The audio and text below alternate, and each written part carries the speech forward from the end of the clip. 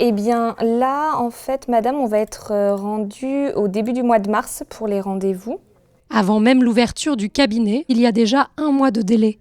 430 patients ont pris rendez-vous avec la nouvelle médecin, car depuis le départ en retraite du précédent il y a 1 an, les Luminois se retrouvent dépourvus. Pour en trouver un autre, ça a été une galère. Parce que partout où on appelait, dès qu'on disait qu'on était de Saint-Lumine de Coutais, on nous disait non, on ne vous prend pas. Surchargé eux aussi, parce que vous avez plein de communes aux alentours où les médecins partent à la retraite. Le docteur Lecomte, quand il est parti, il nous avait fait des ordonnances pour 6 mois en nous disant je pense qu'en 6 mois vous allez réussir à trouver quelqu'un. Mais non, oui, c'était inquiétant. Pourtant, la mairie avait anticipé. En 2018, lorsque le médecin annonce vouloir partir à la retraite 2 ans plus tard, la municipalité lance la construction d'une maison de santé. Mais en 2020, aucun remplaçant n'est trouvé. Le médecin poursuit jusqu'à fin 2022 avant d'arrêter.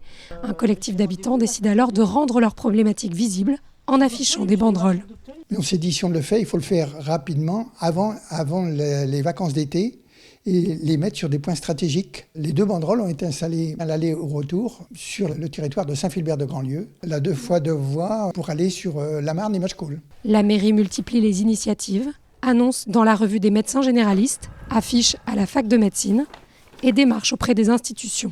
À l'agence régionale de santé, demandant un zonage différent afin que les jeunes médecins puissent obtenir des subventions lorsqu'ils s'installent dans la commune. Je suis allé rencontrer l'un des conseillers politiques du président de la République, des courriers de l'assurance maladie. Nous avons également écrit aux sénateurs, aux députés. En fait, nous avons alerté toute la France quasiment pour récupérer un médecin à Saint-Lumine. Finalement, c'est le docteur Louise Poignant qui se dit intéressé pour sa première installation.